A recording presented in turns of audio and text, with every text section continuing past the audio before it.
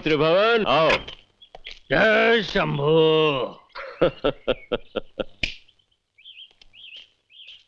क्या डॉक्टर, कैसे हो त्रिभुवन? प्रणाम भावे।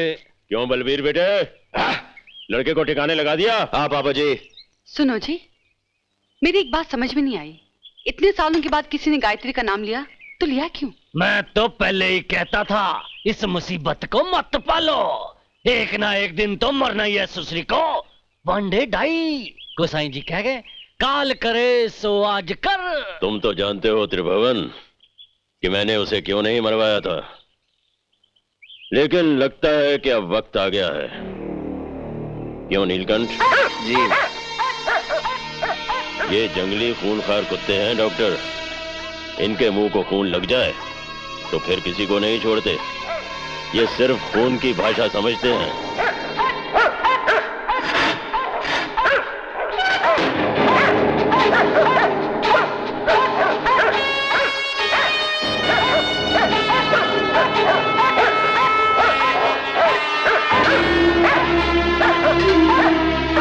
नीलकंठ, मेरी बहन को भी मुक्ति दे दो।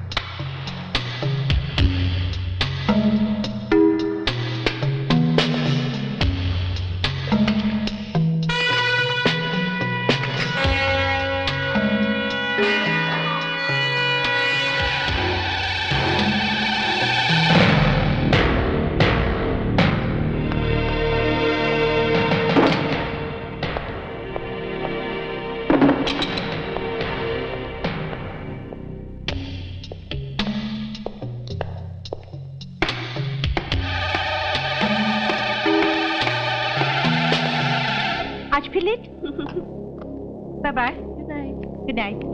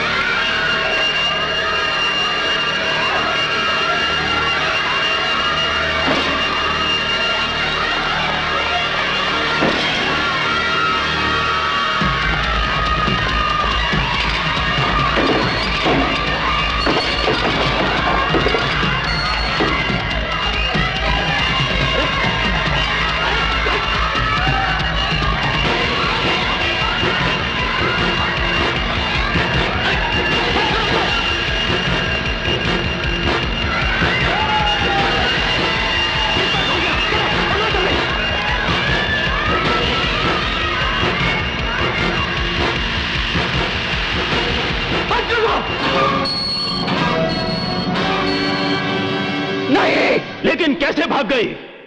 अपने ही साए से डरने वाली हमारी कैद की मजबूत दीवारें तोड़कर कैसे भाग गई?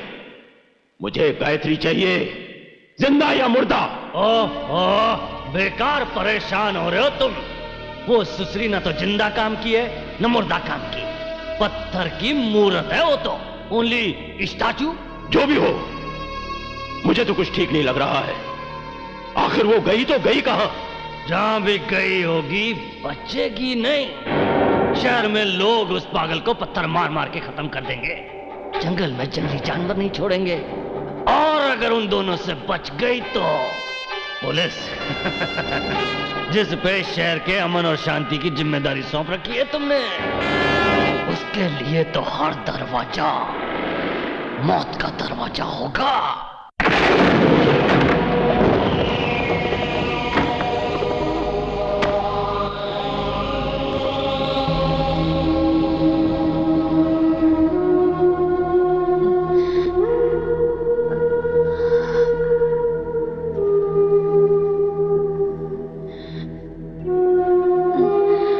तो बोलती क्यों नहीं? क्यों मुझे अपने आप से दूर रखा? अगर तेरी गोद में मेरे लिए जगह नहीं थी तो अपनी कोख से मुझे जन्म देने का क्या हक था? बोल, जवाब दे, बोल। करण पागल हो गया है, इससे क्या पूछता है? इसे तो यह भी पता नहीं कि ये जी क्यों रही है। तू जिस दरवाजे पर दस्तक दे रहा है वहां कोई नहीं रहता बच्चे। गौर से इसकी आंखों में देख, सिवाय अंधेरे के तुझे कुछ नजर नहीं आएगा।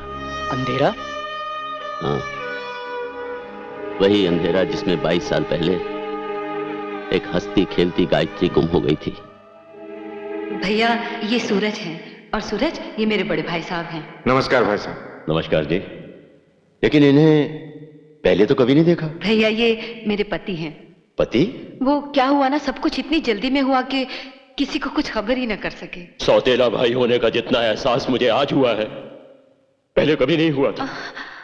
मैं सगा भाई होता तो इस तरह बगैर बताए हुए तुम शादी करती? भैया, मैं इस शादी को बिल्कुल नहीं मानता। हमारे परिवार की परंपरा के अनुसार हमारे कुल देवता के मंदिर में तुम दोनों को शादी करनी पड़ेगी, और उसके लिए तुम दोनों को सुंदर नगर आना पड़ेगा। वो तो हम आ ही रहे हैं भैया, ये सुंदर नगर थाने के इंचार्ज होकर आ रहे हैं। ये तो बड़ी खुशी की बात है। भाई साहब, सूरज और मैं चाहते हैं कि मैं अपनी सारी जायदाद ट्रस्ट बनाकर अनाथालय और आश्रम के नाम कर दूं। मैं अपनी मेहनत, अरमान और सपनों को राख होते हुए नहीं देख सकता। Every action has reaction. उस सुसरी पर ऐसा कहर बरसे कि एक बार तो दरिंदगी भी कांप उठे। मैं उग्र नारायण सिंह सौगंध खाता हूं कि कल जब सूरज निकलेगा तो उसके लहू से आसमान तो आसमान, जमीन भी लाल हो जाएगी।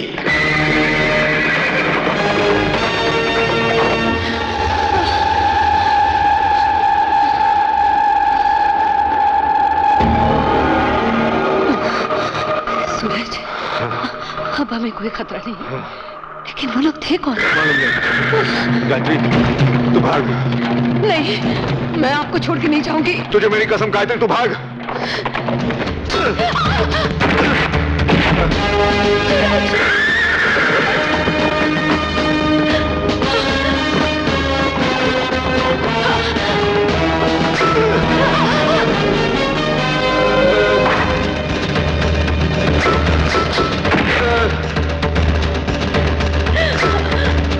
भाई साहब, उन्हें बचा लीजिए, वो सारे मुझे मार डालेंगे।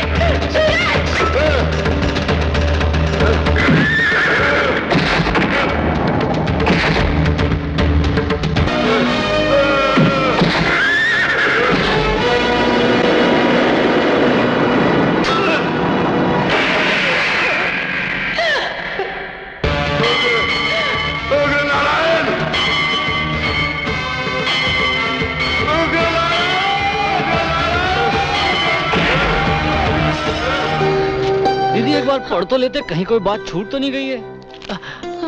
हमारी हांडी में भी गोबर ही भरा है, आपको जहमत दे रहे हैं, हम ही पढ़ देते हैं। जय शंभू। इसमें लिखा है, मैं सूरज सिंह के प्यार में अंधी थी, लेकिन जब मुझे पता चला कि उसने मुझसे शादी मेरी दौलत के लिए की है तो मैं गुस्से में पागल हो गई और मैंने उसे गोली मार दी। नहीं, ये सब झूठ है। अब इस ससुरा कागज ही तेरे खिलाफ अदालत में तेरे जुर्म का सबूत बनेगा। तमाम सबूतों और गवाहों के बयानात को मद्देनजर रखते हुए अदालत इस नतीजे पर पहुंची कि गायत्री देवी ने ही सूरज सिंह का कत्ल बड़ी बेरहमी से किया और इसलिए यह अदालत मुल्जिमा को ताजीरात हिंद दफा 302 के तहत सजाए मौत का हुक्म। रुकिए जज साहब, मैं गायत्री देवी की वकील हूँ। आप जानती हैं अदालत अपने फैसले पर पहुंच चुकी है। मैं अदालत के फैसले को चुनौती नहीं दे रही हूँ, बल्कि मैं अदालत को एक संगीन जुर्म से बचाना चाहती हूँ। आप कहना क्या चाहती हैं? मैं ये कहना चाहती हूँ जज साहब, अगर गायत्री देवी को फांसी दी गई तो उसकी मौत के साथ साथ एक मासूम जान की मौत हो जाएगी जो इस वक्त इसके पेट में पल रही है।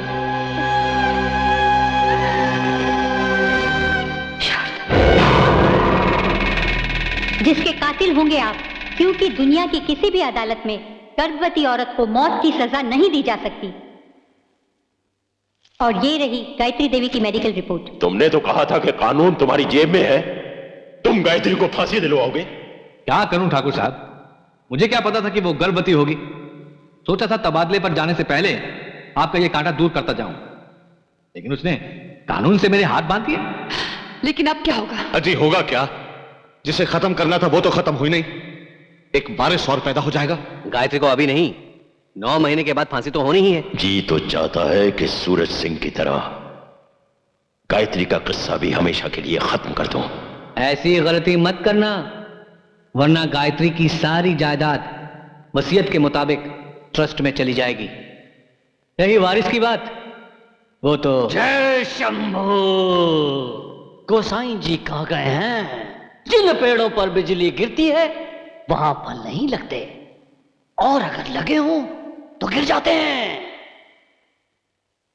हाँ, बिजली, ऐसी बिजली गिरानी है कि वो उसके पति की अस्थियां भी कांप उठे।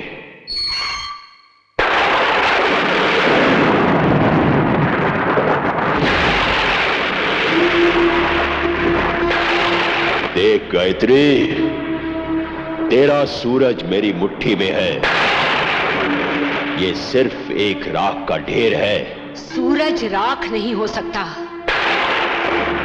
सूरज मुट्ठी में बंद नहीं हो सकता। उग्र नारायण, जिसे तू राख समझ रहा है वो चिंगारी बनकर मेरी कोख में पल रहा है, मेरी कोख में। और जिस दिन ये चिंगारी सूरज बनेगा उस दिन तेरी चिता को आग देने वाला भी तुझे नसीब नहीं होगा। उग्र नारायण, ये चिंगारी बुझा दूंगा।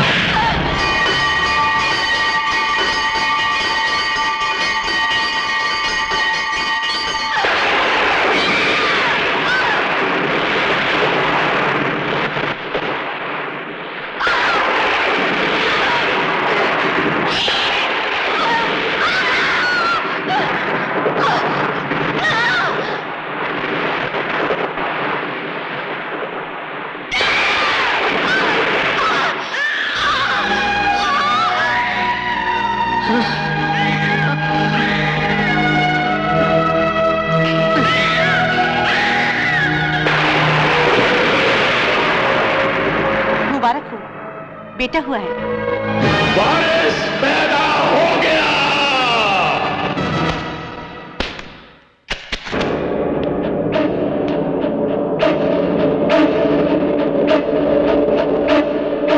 क्या काम है ठाकुर साहब? वही जो तू करता है, गोश्त काटना है। क्या हुआ शारदा? अदालत ने मुझे इजाजत दे दी है, अब मैं तेरे बेटे को अपनी हिफाजत में रख सकती हूँ। क्या बेटे के बगैर तू सूनी गोद लेकर जी सकेगी? मैं इसे अपनी गोद से तो क्या, अपनी जिंदगी की हर चीज से मुक्त करना चाहती हूँ। शारदा, मेरे बच्चे को कभी पता न चले कि तू उसकी माँ नहीं। मैं तेरे बेटे की माँ बनूंगी गायत्री। तेरे बेटे के लिए मैं अपनी मांग और कोख दोनों सुनी रखूंगी। अरे पगली, मैंने तो सिर्फ तेरी गोद मांगी थी अपने बेटे के लिए, तेरी जिंदगी नहीं रे।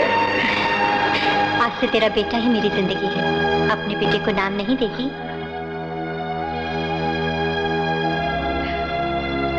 करण, मेरा करण। लेकिन आज से कहलाएगा शारदा का करण।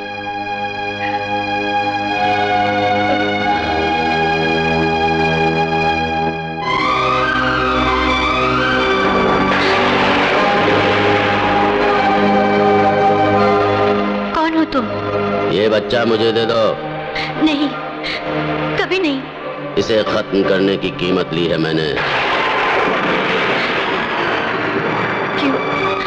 क्यों तुम इस मासूम की जान लेना चाहते हो? क्या बिगाड़ा है इसने तुम्हारा? रहम करो।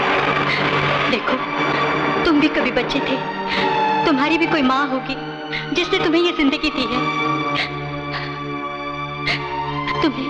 तुम्हें किसी की जिंदगी छीनने का कोई हक नहीं।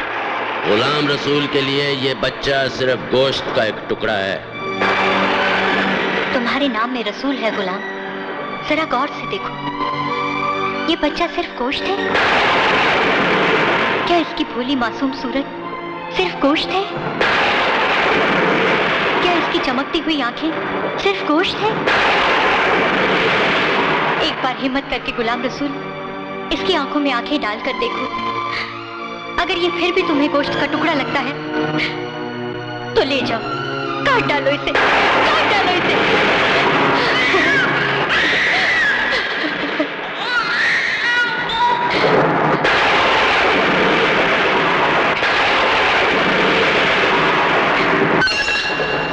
शाबाश गुलाम रसूल, शाबाश। त्रिभुवन, मेरी प्यारी बहना जब ये तोहफा देखेगी तो वो भी बावली हो जाएगी। जय शंभू।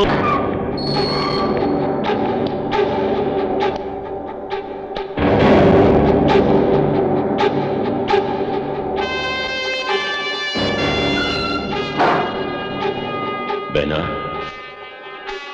तेरे बच्चे को लाया हूं, भूखा है, दूध पिला दे। ले, संभाल, ये ले।